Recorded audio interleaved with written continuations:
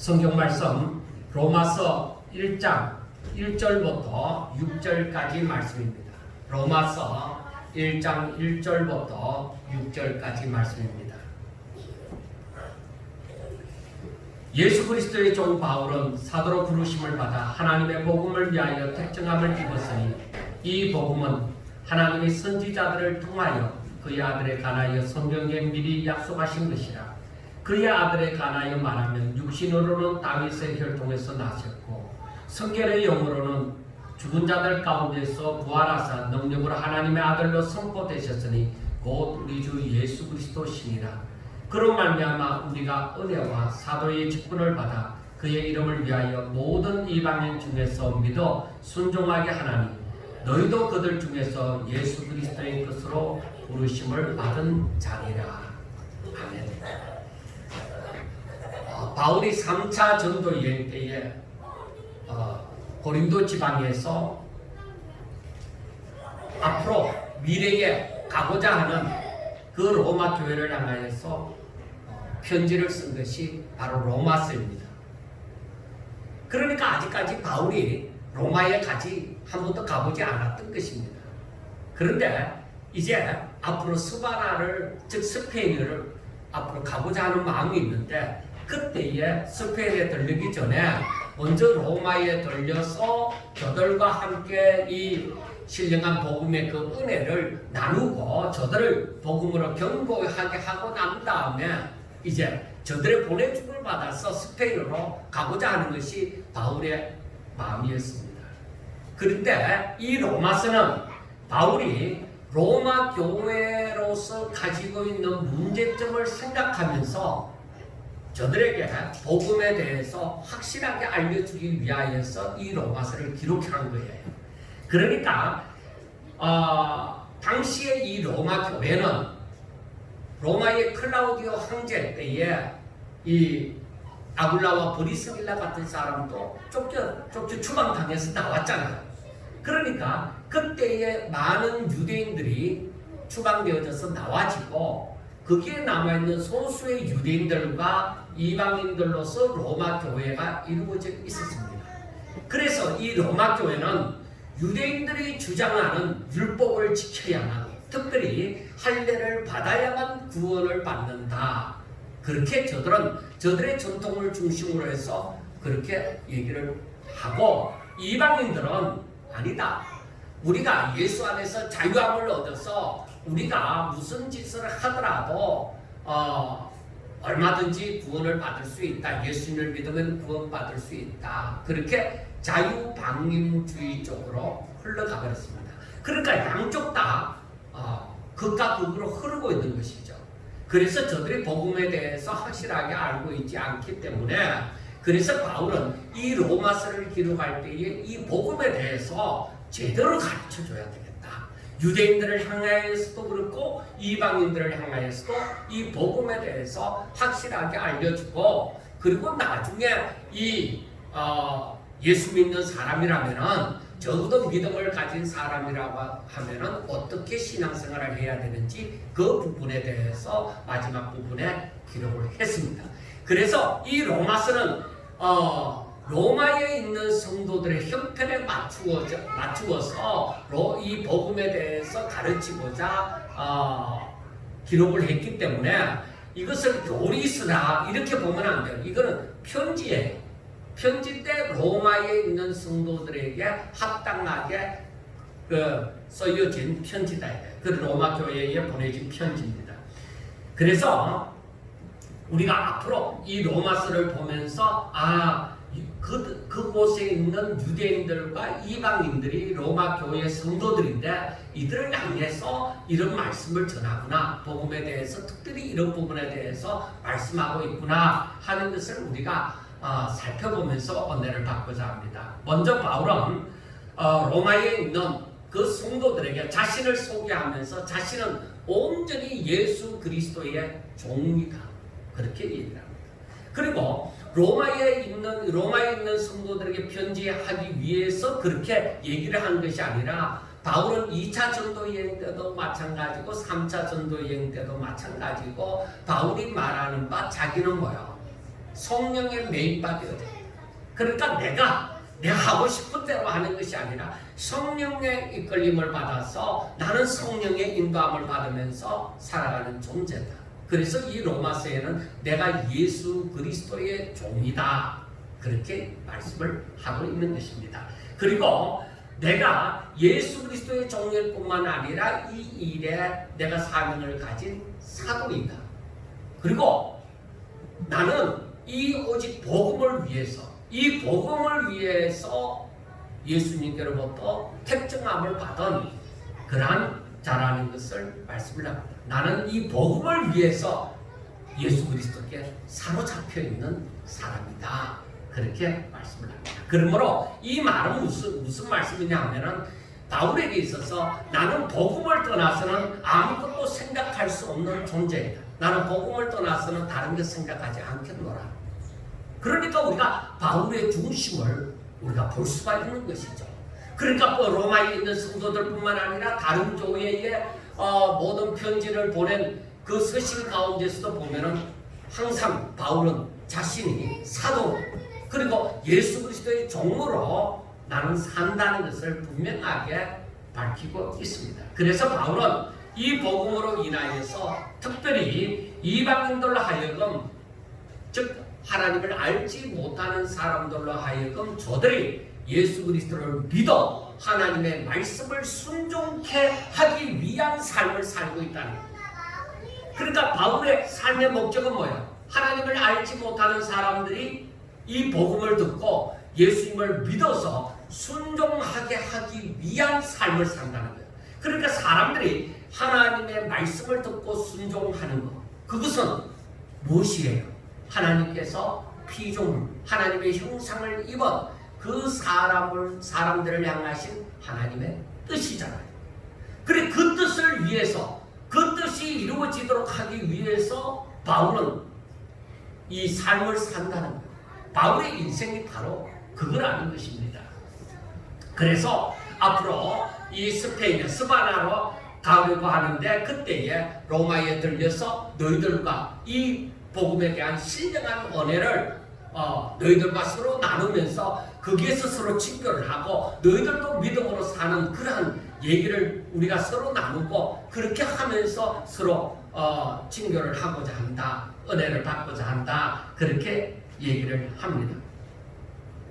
그리고 바울은 이제 복음에 대해서 본격적으로 말하기를 시작합니다. 먼저 소개하는 것은 복음은 모든 믿는 자에게 구원을 주시는 하나님의 능력이 됨이라 하고 말씀을 합니다. 자, 구원받는 데 있어서 필요한 것은 뭐야? 복음입니다. 그러면 우리가 복음이 뭐냐? 복음이 뭔데? 복음이 뭔데? 모든 믿는 자에게 구원을 주시는 능력이 되어지느냐? 복음을 가졌으면 구원을 받는다는 거죠. 이 말은 복음을 가졌으면 복음이 자기 것이 되어지면 그 사람은 구원을 받았다 이 말이에요. 그러니까 이 복음은 능력이요. 어떤 능력이냐? 구원, 모든 믿는 자들에게 구원을 주는 능력이 된다. 그렇게 얘기합니다. 그러니까 구원받고자 하는 사람들은 다 이 복음을 갖고자 해야 돼요. 복음을 자기 것으로 삼고자 해야 되는 것입니다. 자, 그래서 이 복음이 어떻게 해서 모든 믿는 자에게 구원을 줄 수가 있느냐? 구약시대는 복음이 없었느냐? 여러분, 구약시대에 우리가 구약시대는 율법시대라고 말을 하고 신약시대는 복음시대라고 얘기를 한다는 거예요. 그러면 구약에는 율법만 있고 복음이 없었느냐? 아니잖아. 분명히 오늘 성경에서도 말씀하기를 2절에 보면은 하나님이 선지자들을 통하여서 그의 아들에 관하여 성경에 미리 약속하신 것이다 하고 말씀합니다.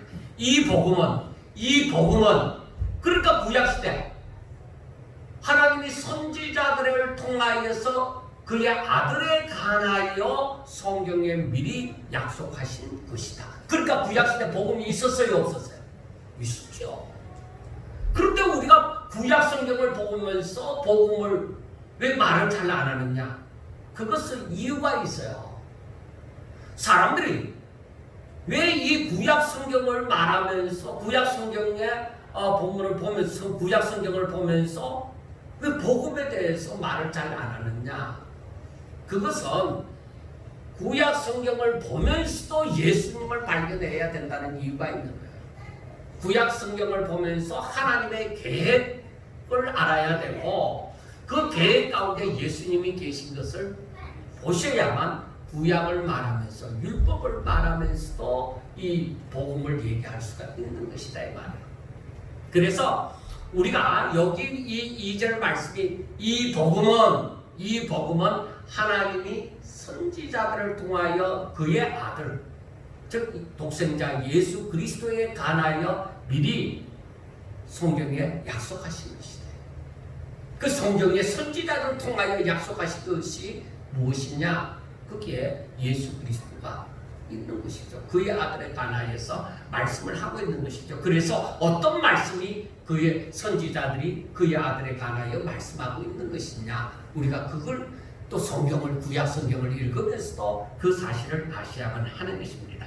그러니까 그렇다고 보면은 하나님이 구약 성도들에게 구약에 있는 성도들에게 이 복음에 대해서 사실은 숨겨진 바가 되어져요.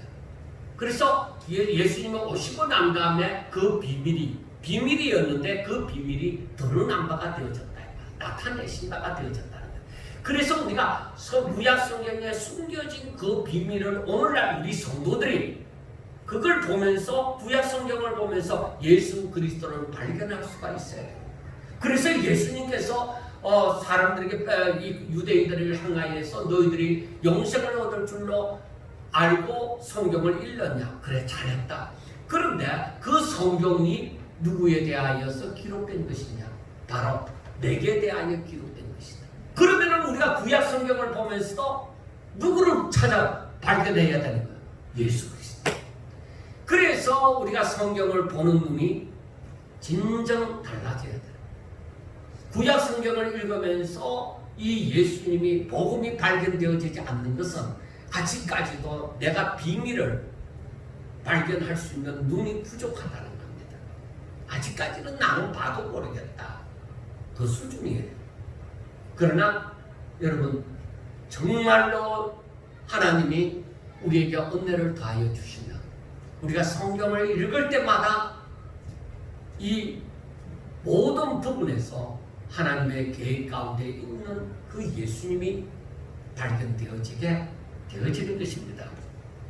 자, 그러면 하나님의 아들에 관하여 그의 아들에 관하여 성경이 미리 약속된 것이라고 하는데 그 하나님의 아들이 왜 사람들에게 복음, 즉 기쁜 소식이 될 수 있을까 하는 것입니다. 그 말씀이 18절에서부터 계속적으로 나와지는 것입니다. 그래서 이제 거기서부터 이제 말씀이 계속적으로 전개가 되어지는데 그런데 우리가 여기에서 이 말씀 가운데서 16절과 17절 말씀에 보면은 내가 복음을 부끄러워하지 아니하노니 이 복음은 모든 믿는 자에게 구원을 주시는 하나님의 능력이 됨이라. 먼저는 유대인에게요 그리고 헬라인에게로다. 그 다음에 복음에는 하나님의 의가 나타나서 믿음으로 믿음에 이르게 하나니 기록된 바 오직 의인은 믿음으로 말미암아 살리라 함과 같으니라 하고 말씀이 되어져 있습니다. 자, 그래서 여기에 대해서 복음에 대해서 그 원리가 딱 요약이 16절과 17절에 딱 요약이 되어져 있는데 사도 바울은 내가 복음을 부끄러워하지 않는다는 거예요. 왜? 사람들은 이 복음이 전체적으로 비밀로 숨겨져 있고 또 드러난 사람들이 모르는 사람들이 많으니까 나타낸 바 된 사람들에게 나타내어지는 것이니까 사람들이 이 복음에 대해서 오늘날에 쉽게 얘기하면 오늘날에 예수 안 믿는 사람들이 우리 예수 믿는 사람들을 향하여서 야 너가 예수 믿어서 뭐가 잘된 것이 있느냐 교회 가니까 너희가 무슨 복을 받았느냐 너 살아봤자 하루 세끼 밥 먹는 거 그리고 너 전과 같이 일하는 그것뿐이지 않느냐 그렇게 얘기하면서 예수 믿어서 오히려 여러 가지 제약을 받는다, 여러 가지 하고 싶은 거 못한다, 오히려 그런 것을 얘기하면서 예수 믿어서 뭐가 잘 되겠느냐, 예수 믿는 사람들이 오히려 더 나쁜 짓을 많이 하더라 하고 이런 궁 얘기들을 참 많이 합니다. 그런데 그들은 믿음이 약한 사람들을 향하여서 그런 말을 하고 공격을 함으로 자기들은 가지고 있는 재산 그리고 자기들이 가지고 있는 지식으로 말미암아 믿음이 연약한 자들을 향해서 손가락질을 하면서 네 예수 믿는 것이 뭐 그리 자랑할 거 뭐 있느냐, 그렇게 얘기를 하니까 사람들이 예수 믿는다는 것을 쉽게 드러내지를 못하는 거예요. 과거에는 더욱더 그랬잖아요. 근데 바울이 얘기합니다. 나는 복음을 부끄러워하지 않는다고 얘기합니다. 왜? 저들이 몰라서 그렇지 복음은 그 복음을 믿는 자에게 구원을 주시는 하나님의 능력이다. 저들이 몰라서 그렇지, 저들이 안 믿어서 몰라서 그렇지 그 구원을 주시는 하나님의 능력이 되어지는 줄 저들이 어떻게 아느냐. 저들은 모르는 거예요. 받은 자 외에는 모르는 거예요. 하나님의 은혜는 그 깊이는 누린 자 외에는 모르는 거예요. 그래서 사도 바울 같은 경우도 자신이 받은 은혜를 전부 다 이렇게 드러내놓고 말하지 못함을 안타까워 여깁니다. 왜? 말해도 모른다. 그래서 이것을 바울이 굉장히 자제를 합니다. 자제를 할 수밖에 없어요. 왜? 말을 자칫 잘못하면 사람들이 또 이것을 곡해해서 엉뚱한 대로 흘러가 버릴까 싶어서 그 말을 쉽게 하지도 못해요. 그래서 합당한 말만 이제 하는 것입니다. 그리고 이들은 알아야 되는 것이 복음에는 사람들은 알지 못하는데 복음에는 하나님의 의가 나타나서 믿음으로 믿음에 이르게 한다는 것이죠. 그래서 의는 오직 이 믿음으로 말미암아 살리라 합니다. 그런데 제가 살짝 그 묵상 시간에도 언급을 했지만은 믿음으로 믿음에 이르게 한다는 것은 이 하나님을 믿는 사람들은 처음에 믿음으로 시작해서 마지막도 믿음으로 마친다는 거예요. 오직 모든 처음과 마지막이 다 믿음이라는 그 의미도 있고, 또 한 가지는 처음 믿음으로 시작해서 어린아이와 같은 그 믿음으로 시작해서 점점 이 믿음이 성장하여 더 큰 믿음에 이렇게 되어진다는 의미도 있는 것입니다.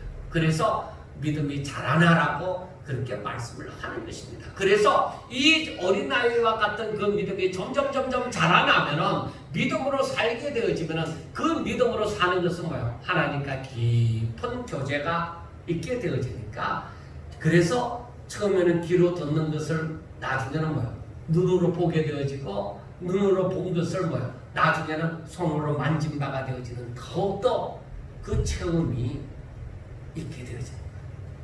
우리가 아직까지 신앙 체험이라고 하면은 뭐 사람들이 뭐 은사에 대해서 많이 얘기를 하지만은 그러한 것보다도 더 큰 은혜가 바로 이 영적인 깊은 은혜, 믿음으로 말미암아 하나님과 교제하는 깊은 사귐이 있으므로, 즉 하나님과 친밀감이 있으므로 누리는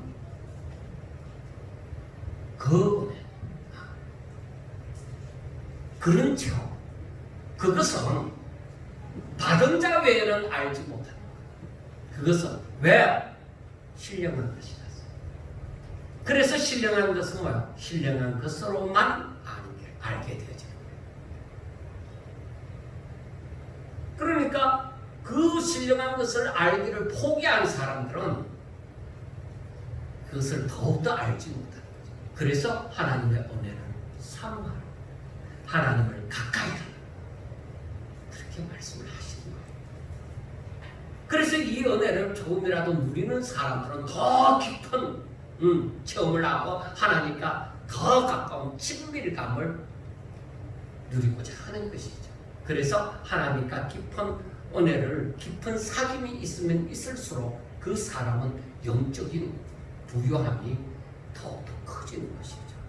그래서 그것을 세상의 어떤 것과 바꿀 수가 없다.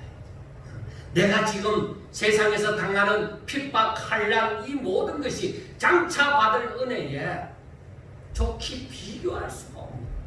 그래서 그것을 아느냐 모르느냐 하는 것은 엄청난 차이가 있는 거예요.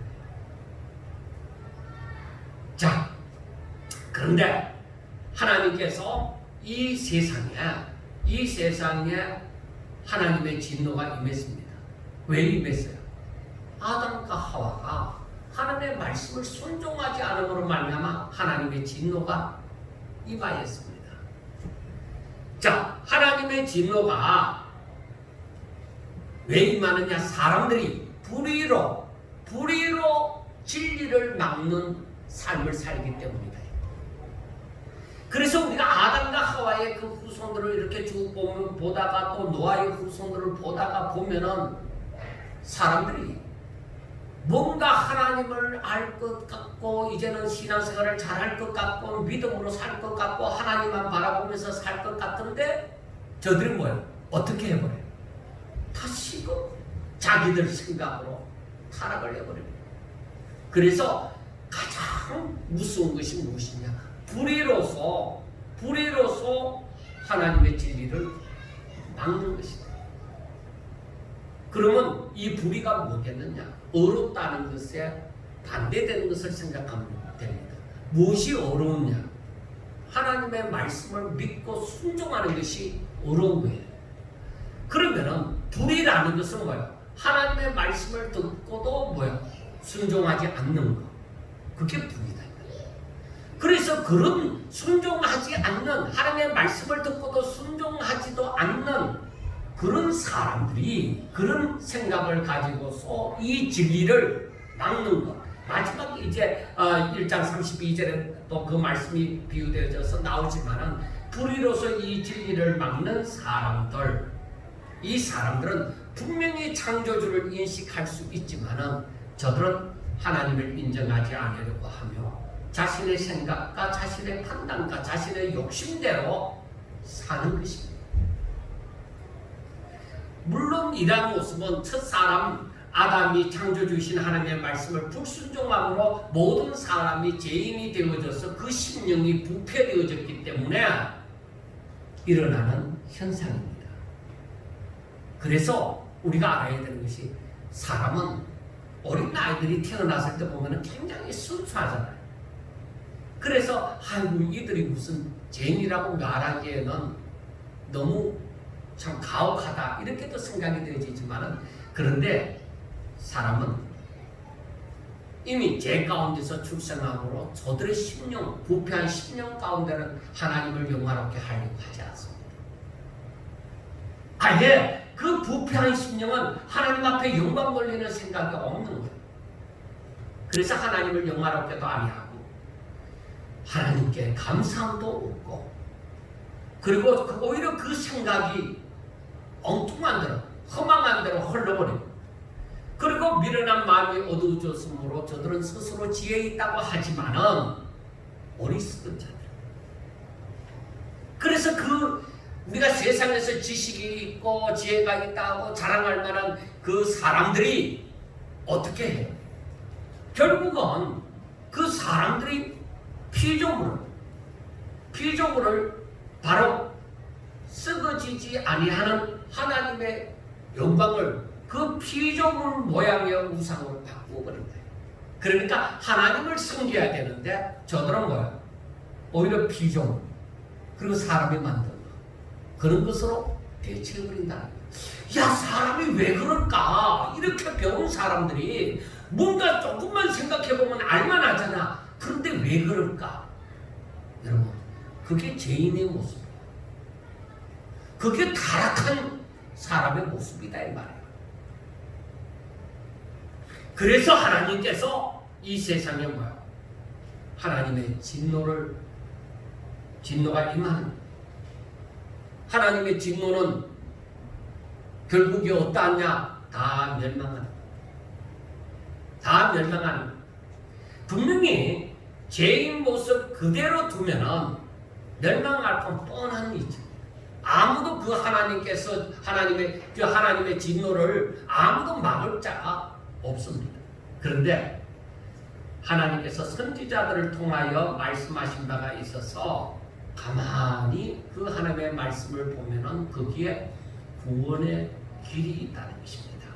이렇게 멸망하는 자들을 위하여서 하나님께서 사랑하는 독생자를 이 땅에 보내셔서 저들의 죄를 짊어지시고 대신 죄값을 치르시고 저들에게 생명의 말씀을 주셔서 그것을 순종케 하시겠다는 것입니다.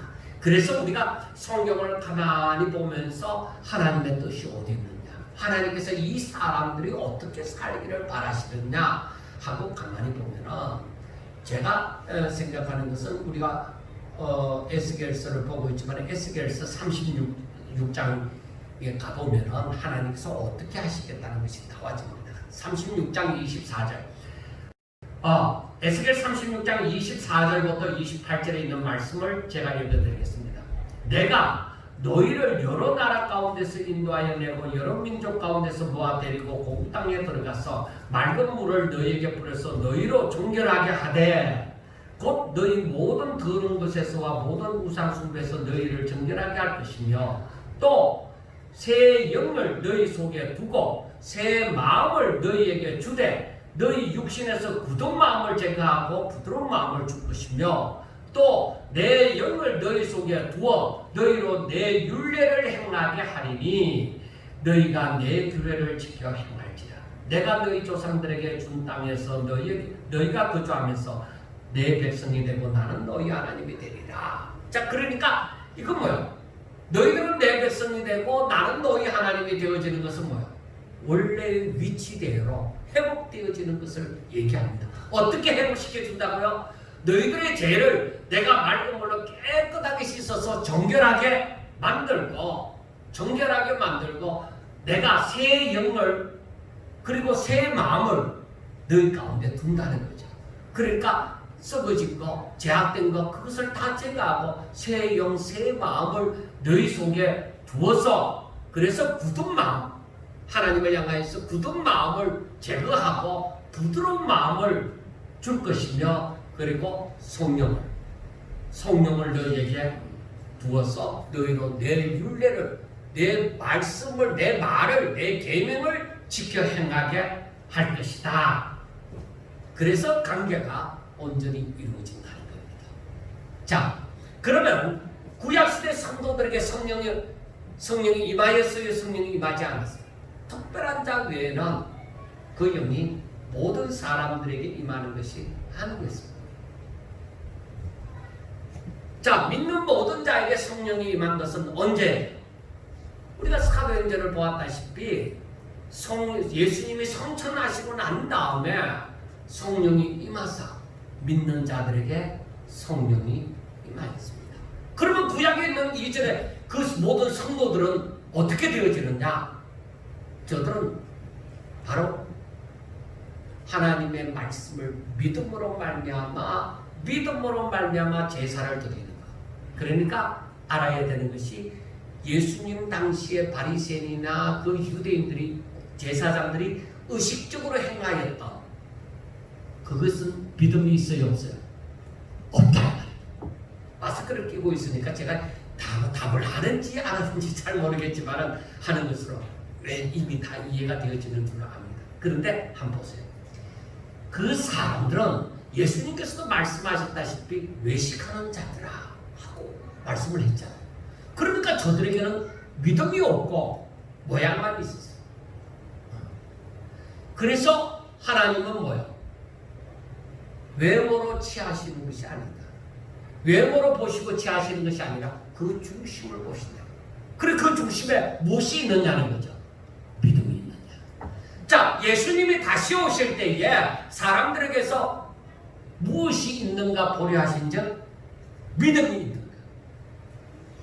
믿음이 있는가 보려 하신 적. 저 사람이 교회 등록 교인이냐, 저 사람이 교회 다니나 안 다니나 그게 아니에요.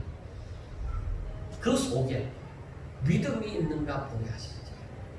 그런데 구약에 있는 모든 그 백성들을 가만히, 이스라엘 백성들도 가만히 살펴보면은 그 가운데 믿음이 있는 사람이 많았어요, 적었어요? 적었어요. 자, 예수님이 다시 오실 때에 사람들 가운데서 믿음이 있는가 보려 하신 적 많다고 했어요, 적다고 했어요? 적다. 많은 사람이 주여 주여 하고 부르지만은 저들은 구원받는 사람이 아니겠어요. 오직 하나님 아버지의 뜻대로 행하는 자람, 그들은 소수였어요. 그래서 오늘날 이쯤 되어져서 우리가 깨닫고 정신 차려야 되는 것이, 왜 정신 차리라고 말씀을 했겠느냐? 그냥 예수 믿는 삶으로 우리가 스스로 착각을 하고 살아갑니다. 마지막 시대에 많은 사람들이 사탄의 미혹을 받아서 그냥 착각하면서 살아갑니다. 그 때문에 정신 차려라. 자는 자들 가운데서 일어나라. 왜?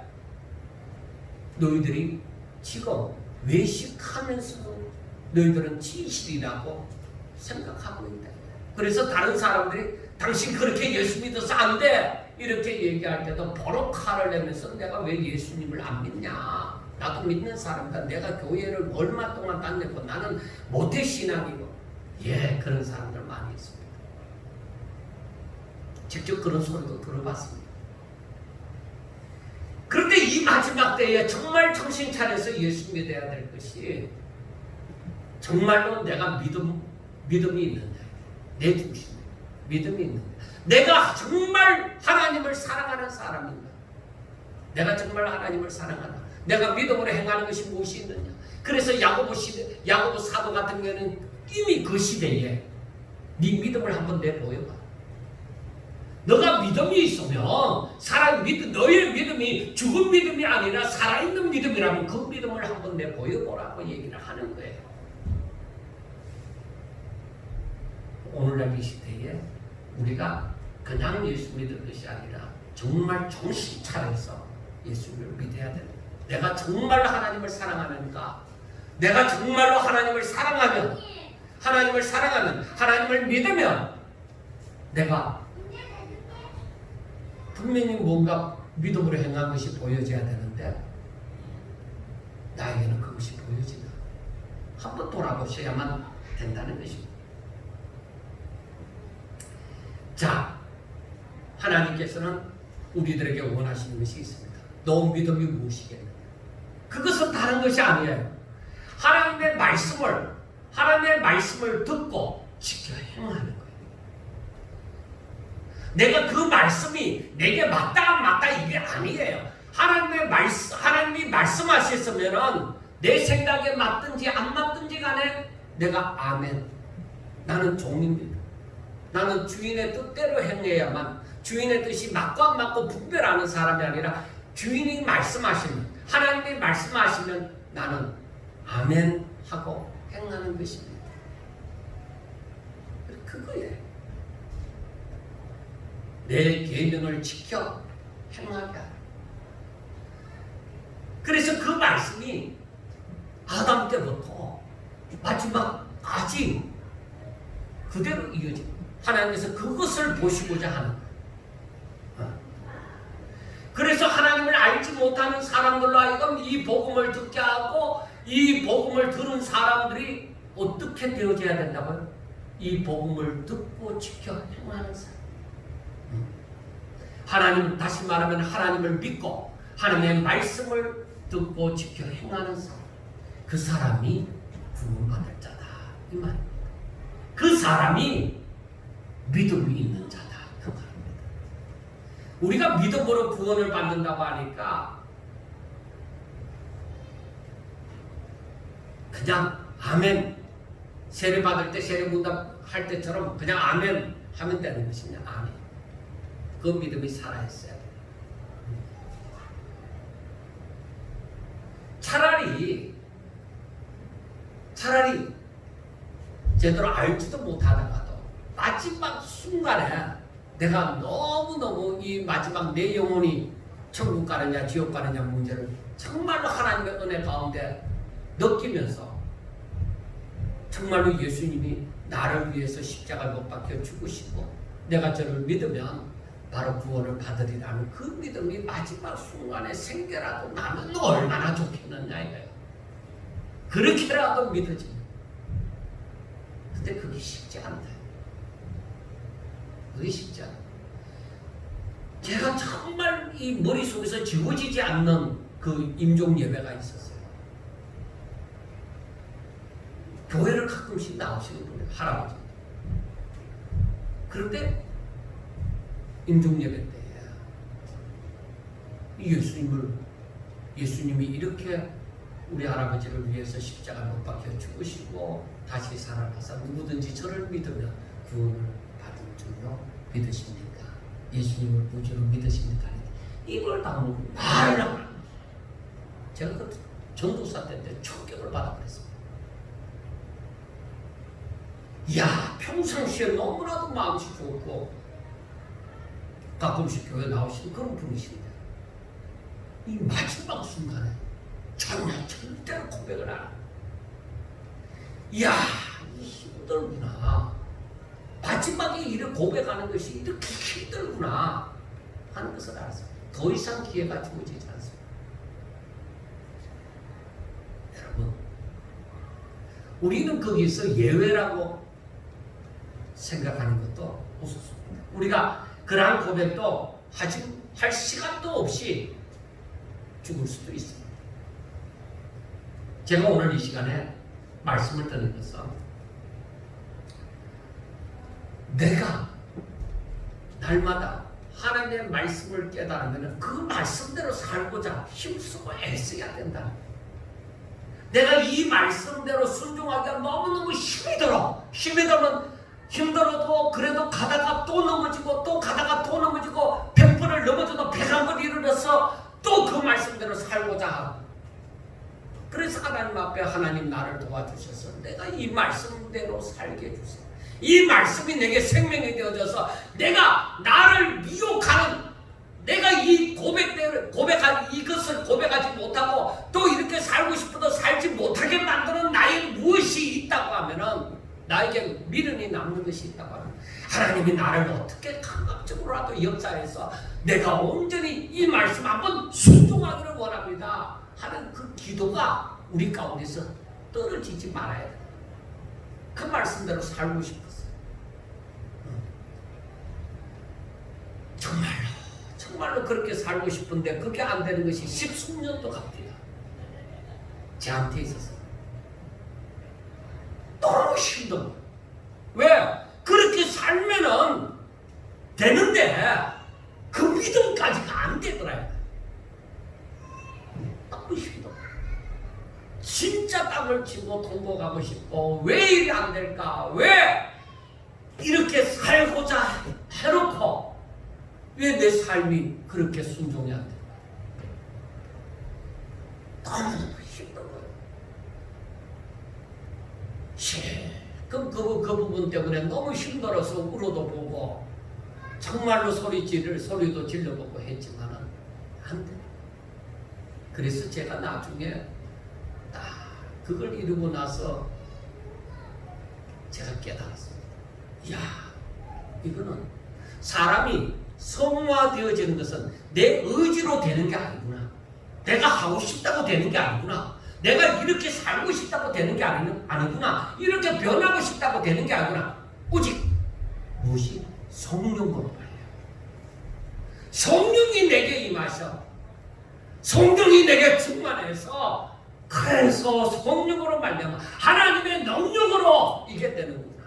그래서 내 자신을 그냥 드리고 날마다 산 제물로 드리는, 내가 날마다 죽는 하나님의 말씀 앞에 내가 죽는 그 역사가 없이는 이게 안 되는구나.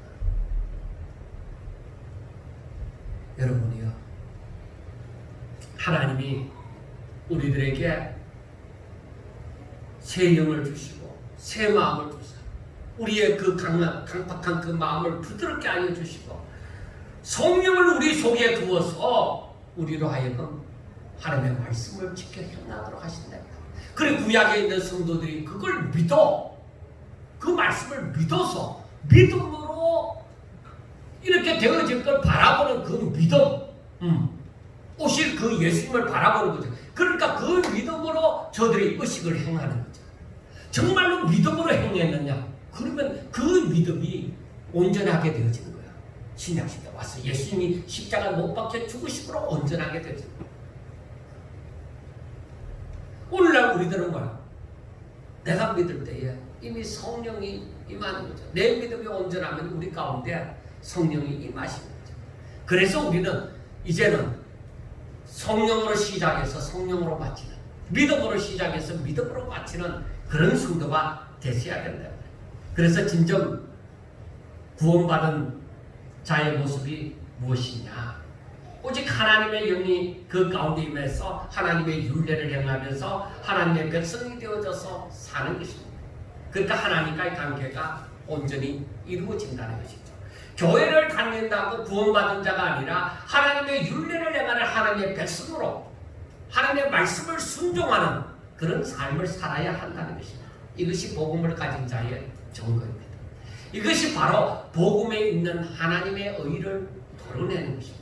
자, 우리가 오늘 말씀 17절 말씀에도 있지만 복음에는 하나님의 의가 나타나서 믿음으로 믿음에 이르게 하나니 기록된 바 오직 의인은 믿음으로 말미암아 살리라 한 것 같으니라.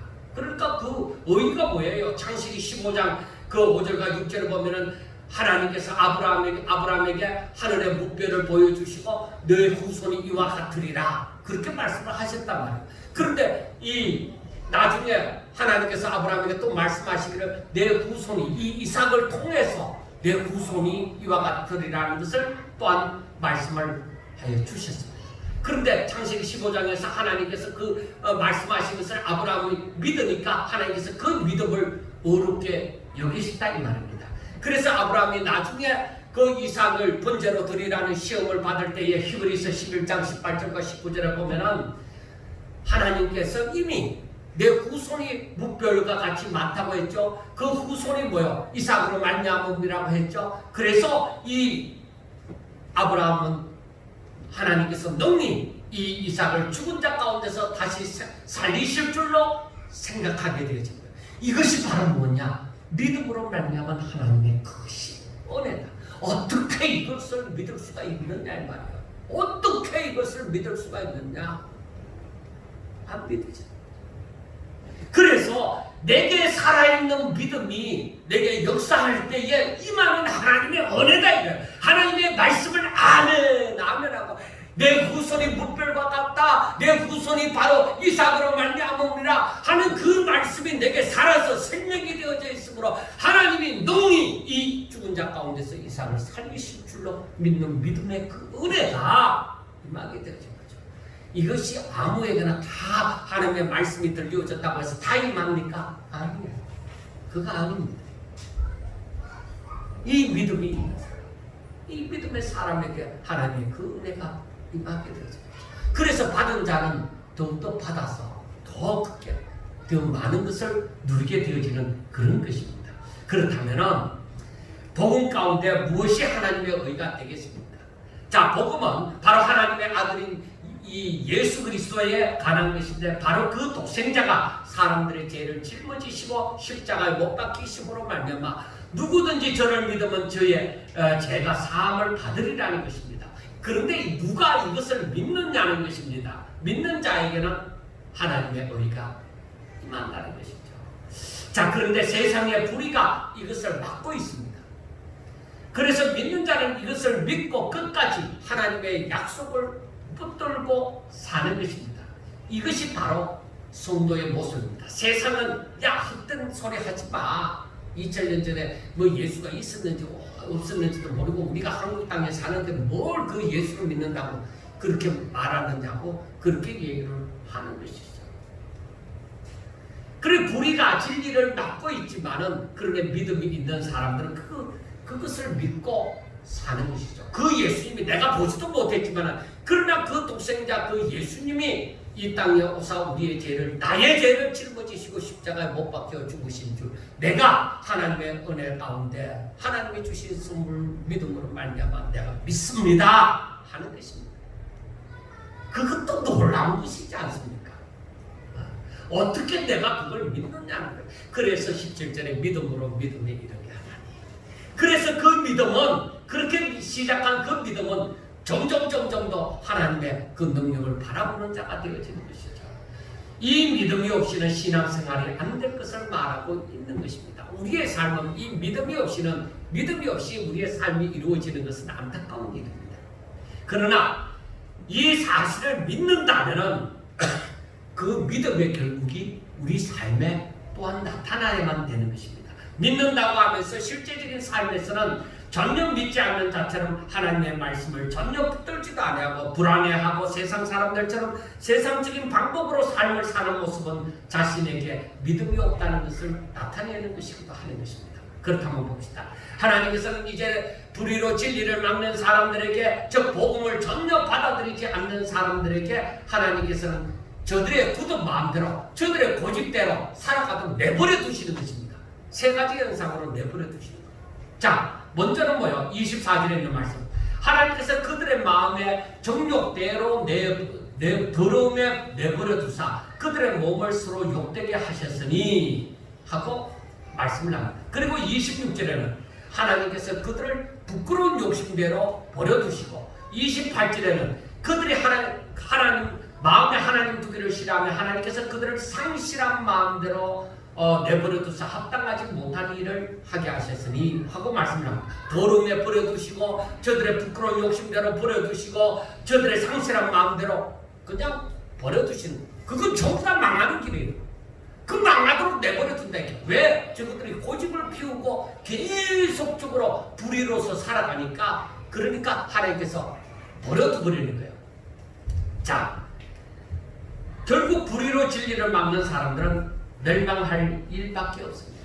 저들이 하나님을 떠나 다른 것을 경배하고 섬기든지, 저들이 부끄러운 욕심을 따라서 하나님의 질서를 깨부수고 자기들이 하고 싶은 대로 살든지, 모든 깨어진 마음을 가지고 온갖 죄를 범하고 살든지 간에 결과는 다 망하는 것입니다. 사랑하는 성도 여러분, 복음 외에는 세상에 구원받을 길이 없습니다. 불교가 어떻고 힌두교가 어떻고 뭐 별의별 종교가 어떻다고 얘기하지만 우리들이 아는 바, 복음 외에는 구원받을 길이 없습니다. 구원을 받지 않으면 사람답게 사는 길이 없습니다. 지금 여러분들의 삶은 어떻습니까? 하나님의 형상을 입은 자답게 살고 있습니까? 하나님께 영광을 돌리면서 하나님께 감사하면서 찬송하면서 살아가고 있습니까? 하나님이 바로 여러분의 주인이 되십니다. 아담의 후손은 모두 다 타락하여 죄인입니다. 복음으로 말미암지 않고는 정말로 허망한 인생을 살 것입니다. 이들은 모두 정신나간 자처럼 억지로라도, 저들은 이해가 되어졌으가 아니라 억지로라도, 이성이 있지만 이성으로도 따르지 아니하고 억지로 하나님을 대적하는 자리에 이르게 되어집니다. 그것은 마지막에 가까우면 마지막에 가까울수록 더욱더 그래합니다. 자, 우리가 잠시 동안만 이 말씀을 이 마지막에 더러운 가운데 버려두는 것은 우상을 섬기는 것입니다. 저들은 우상을 섬길 것입니다. 부끄러운 욕심 가운데 서는 것은 하나님의 질서를 파괴합니다. 저들은 하나님께서 남자와 여자를 만드시고 그 가운데서 번성하고 생육하고 번성하도록 하셨습니다. 그런데 저들은 어떻게 삽니까? 저들은 그 질서를 자기들의 욕심대로, 부끄러운 욕심대로, 자기들 하고 싶은 대로, 남자와 남자가, 여자와 여자가 그렇게 살아가면 되지 않느냐? 우리들의 길을 막지 마라. 그런데 세상이 그걸 동조하는 거예요. 그 인권을 생각해야 됩니다. 그렇게 얘기를 한다. 그리고 상실한 마음대로 저들의 마음이 다쳐서 결국에는 하나님의 뜻대로 사는 것이 아니라 저들의 마음이 다치니까 결국은 시기하고 질투하고 분내고 정말로 자기들의 그 마음에 원한 대로 불의를 행하고 정말로 상실한 마음, 다친 마음대로 사람들이 살아갈 겁니다. 그러면 그 사람들의 결국은 어떻게 될 겁니까? 그 세상이 어떻게 될 겁니까? 망합니다. 그래서 이 세상은 지금 어떻게 돌아가고 있습니까? 그들을 옹호하면서 이 세상이 가고 있습니다. 지금 우리들 가운데 들려지는 차별금지법, 그것이 평등법이라고 하지만 절대적으로 평등이 아닙니다. 역차별입니다. 역차별입니다. 말도 안 되는 짓을 하고 있습니다. 나중에 제가 끌려간다 할지라도 저는 그걸 용납할 수 없습니다. 어떻게 그게 정상이냐 이거예요. 자기들이 알고 있어요. 자기들에게 분명하게 묻습니다. 그것을 발의한 국회의원들에게 자기 자식이 아들이 다른 남자를 데리고 오고 딸이 다른 여자를 데리고 와서 결혼하겠다고 하면은 자기들이 인정할 거냐? 인정할 거냐? 아, 너 잘했다. 너 자유함이 정말 사람을 차별하지 않고 잘했다. 그렇게 얘기할 거냐? 여러분, 앞으로는 얘기합니다. 지금까지는 얘기를 잘 안 한다 하더라도 앞으로는 얘기합니다. 두고 보세요. 예수 믿는 사람들 가운데서도 자기 자식이 동성애자가 되어지니까 처음에는 이것을 갈등을 느끼고 엄청 힘들게 여기다가 나중에는 뭐예요? 하나님이 그렇게 하셨다고 생각해요. 이런 미친 사실이지. 성경이 이렇게 얘기하고 있는데 목사도 그렇게 얘기하고 그 교인도 집사라는 사람이 엄마라고 하는 사람이 그렇게 왜 자기 자식이니까 받아주고 싶다 이 말이에요. 그래서 마지막 32절에 보세요. 그들이 이 같은 일을 행하는 자는 사형에 해당한다고 하나님께서 정하심을 알고도 자기들만 행할 뿐 아니라 또한 그런 일을 행하는 자들을 옳다 하느니라. 분명히 그것이 아니라는 것을 압니다. 그게 진리가 아니고 그게 법이 아니고 그렇게 살면 안 되고 한다는 것을 분명하게 알고 있습니다. 소돔이 어떻게 망했는지를 알고 있습니다. 예수 안 믿는 사람들. 그런데 그것을 인정한다 이 말이에요. 그걸 옳다고 얘기한다는 거예요. 그것을 법으로 통과시키자고 하고 있단 말이에요. 그래서 세상이 이미 외국에서는 이걸 인정하고 있잖아요. 그것이 성직자들에게도 돌아와서 동성애자들이 성직자가 되어져 있습니다. 이게 망하는 세상이 아니고 무엇이겠느냐. 그러니까 정신 차려라 이 말이에요. 세상이 어떻게 돌아가고 있는가.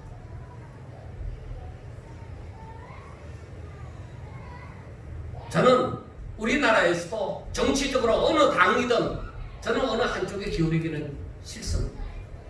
왜? 더구나 목사로서 항상 하나님의 뜻대로 살기를 원하는 거지 내가 어느 당을 좋아한다 그것을 굳이 그렇게 치우치기는 싫습니다. 그런데 오늘날 우리 한국의 어느 당을 보더라도 하나님 뜻대로 살려고 하는 당이 있느냐? 없습니다. 깨놓고 얘기해서 없습니다. 지금 저희들은 오늘 오후 예배를 드리지 않는데 그것도 이유가 있습니다. 저는 법을 지키기를 원합니다.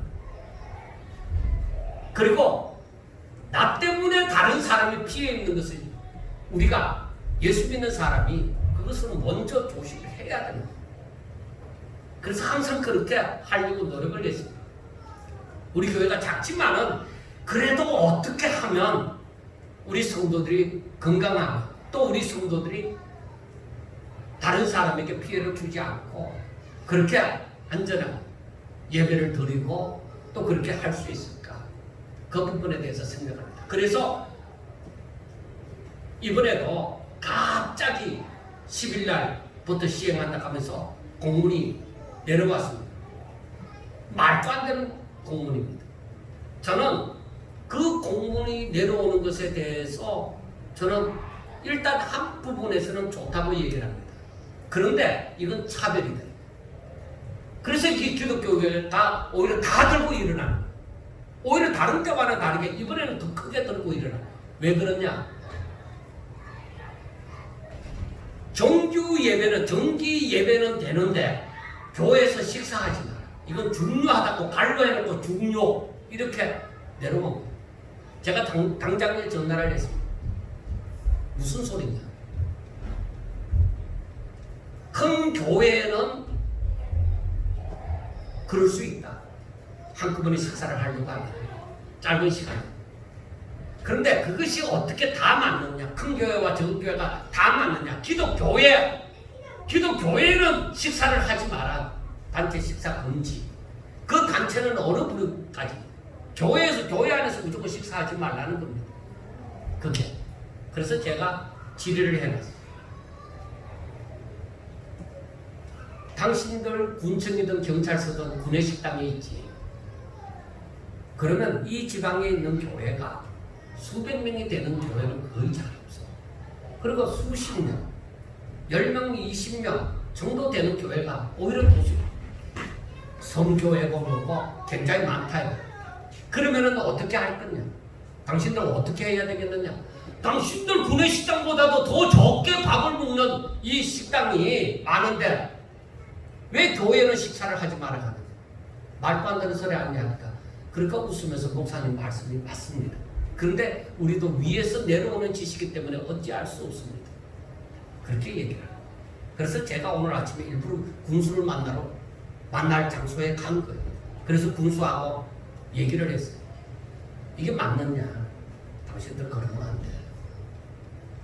교회는 특히 제 같은 경우는 더욱더 세상에 그 하나 이 정치를 하는 사람들의 그 제도를 따르려고 노력하는 사람인데 이번과 같은 경우는 틀렸다. 교회는 식사를 하지 마라. 옆에 식당에 가서 밥 먹는 거는 괜찮다. 교인들이 몇 명 모여갖고 식당에 가서 밥 먹는 거는 괜찮다. 카페 가서 커피를 마시는 것도 괜찮다. 교회에서는 하지 마라. 말이 안 되는 소리 아니야. 당신들 군수님 지금 보성군청에 밥 먹는 사람이 몇 명이냐? 우리 교인들보다 많지 않냐? 근데 왜 안 되느냐? 그래서 나는 그래도 좋은 의도를 가지고 그만큼 심각한 문제면은 무조건 저는 비판하려고 하는 것이 아니라 어떻게 하면 염려를 줄일 수 있을까? 최대한으로 방어할 수 있을까 해서 제가 오늘은 오후 예배를 안 드립니다. 군수제 때도 얘기했어요. 그러나 다음부터는 드릴 방책을 구하고 있습니다. 그게 뭐냐? 저희 식당에도 칸막이 하겠다. 칸막이 해서 이제는 너희들이 할 말이 없다. 저들은 식당 한쪽 모퉁이에만 보통 여러분들 다른 데 가보세요. 한쪽 모퉁이 한두 군데만 그 비말 금지하는 칸막이 해놨지 전체적으로 해놓은 데는 아마 여러분들 잘 보지를 못했을 거예요. 구내식당에도 없어요. 그런 곳에. 그렇지만 우리 교회는 그렇게 하겠다. 이제는 해서 다음 주부터든지 그 다음 주부터든지 이게 준비가 되면은 식사를 다 할 수 하면서 예배는 정상적으로 드릴 수 있도록 하겠다는 겁니다. 그래서 제가 마스크 같은 경우는 아예 교회에서 준비를 해서 얼마든지 마스크를 끼고 찬송하고 예배 드릴 수 있도록 하겠다는 것입니다.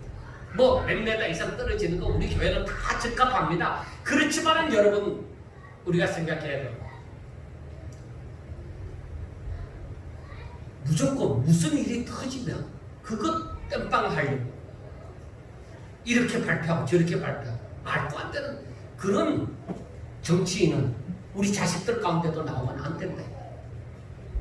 이건 잘못된 거야. 이건 차별이에요. 차별금지법을 만드는 사람들이 차별하고 있는 거야. 말도 안 돼.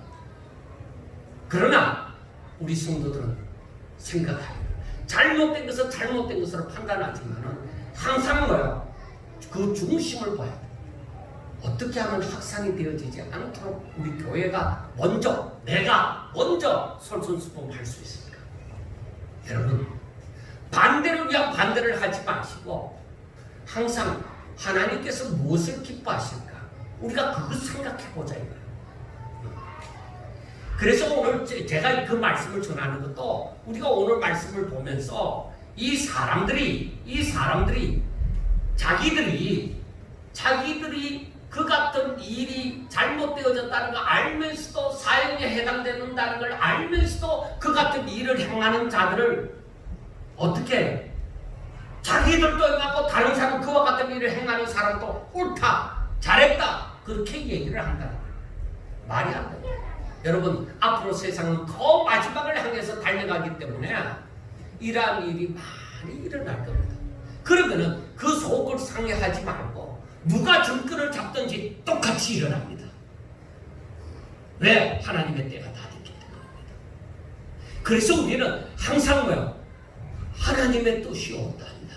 내가 어떻게 살아야 하나님의 뜻대로 살 것인가? 내가 어떻게 해야 하나님의 사람으로 살 것인가? 그걸 생각하셔야 돼요. 여러분, 복음 외에는 없어요. 정신 차려 예수 믿는 거 외에는 없어요. 이제 2장에 들어가면 2장에서부터 또 이 부분에 대해서 구체적으로 나오게 되어지지만, 사랑하는 여러분, 우리가 이 시대에 정말로 어떤 사람, 여론, 뭐 그런 것과 함께하는 사람이 아니라 하나님의 사람, 오직 하나님의 뜻 가운데 저와 여러분들을 발견할 수 있는 그런 삶을 살자 이 말이에요.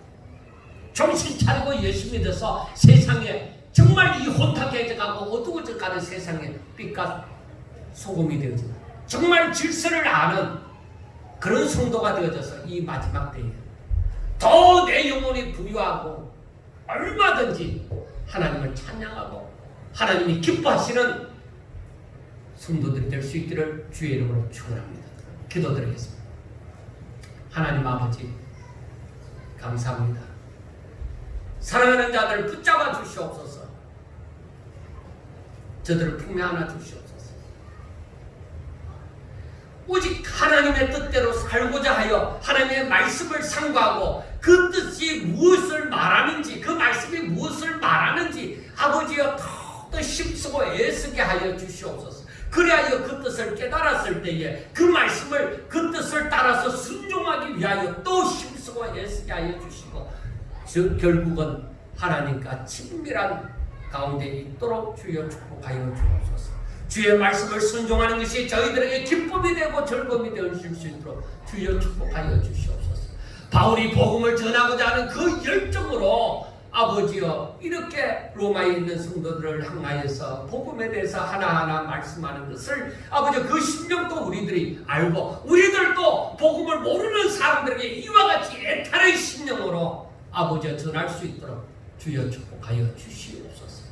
예수님 이름으로 감사하며 기도드리옵나이다.